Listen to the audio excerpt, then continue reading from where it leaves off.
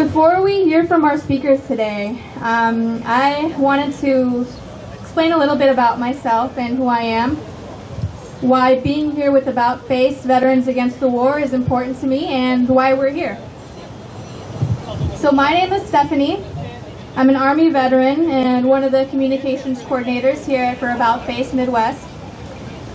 A little bit about my story and my transition to finding About Face. Well, I joined the military young, like a lot of people, like a lot of us. I naively joined believing in service, believing in purpose, and trusting the institution I was stepping into. And for a long time, I really believed in it. I took it seriously. I served as a small arms and artillery repair and carried with me a real sense of duty and pride in the people around me and what we were doing.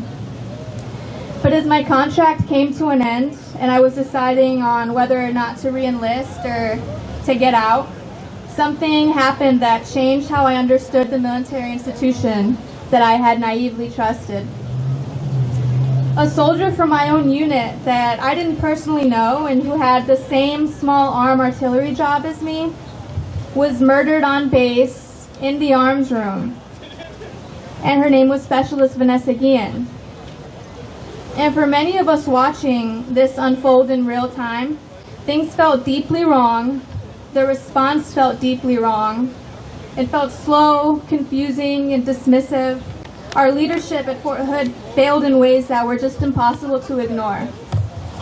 But Vanessa's murder also pulled back the curtain on something else.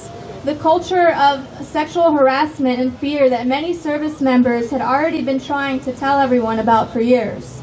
Right. Vanessa herself had reportedly experienced sexual harassment and feared retaliation for speaking out.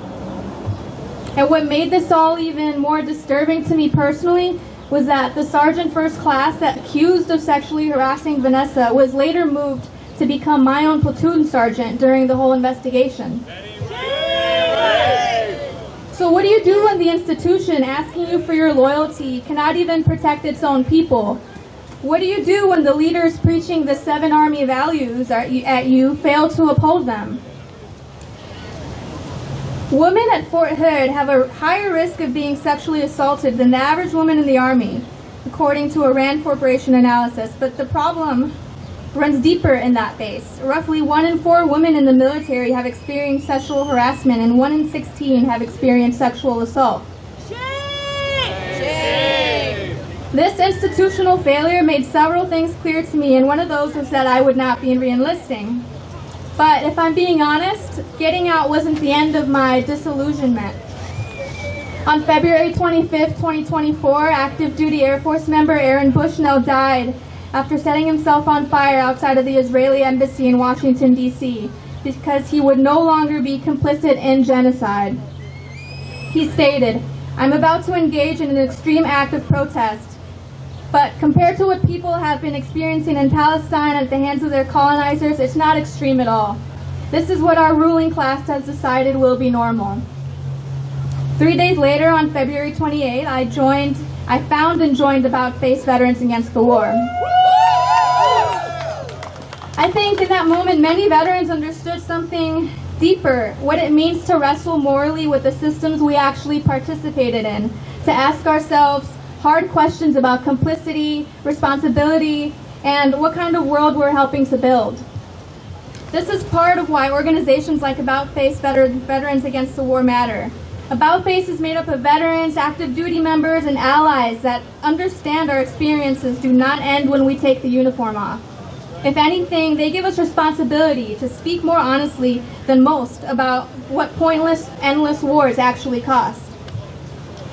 Because we know who fights these wars, mostly working class people. Mostly young people looking for stability, healthcare, education, or some sort of purpose in life. And we know who profits too. Weapons manufacturers, defense contractors, and politicians who will stand in front of a flag and thank us for our service while refusing to fund the things people actually need to survive. And meanwhile, what is everyday life looking for people here? People are drowning. Rent is unaffordable, veterans are sleeping on the street, families are buried in medical debt, young people feel locked out of stable futures. Schools are underfunded, and communities are still recovering from disinvestment, environmental racism and injustice, and violence. We are constantly told there's no money for housing, healthcare, mental health support, education, or even a functional social safety net. But somehow there's always money for war. Always money for contractors and corporations cashing in while ordinary people are told to lower their expectations. And this is not disconnected from what's happening globally. We're watching people in places like Gaza and Iran endure mass devastation at the hands of our own government. We are told war and mass suffering is just facts of life beyond our control. But these are political choices made by people in power, and people can choose differently. Service members have a right to refuse. That's why we gathered here today to say no war, no cuts. And if we're serious about honoring those we lost, then we should be serious about preventing more loss. And that means questioning these endless wars and questioning who benefits from it. That's right. That's right. Thank you so much. I'm Stephanie, and I'll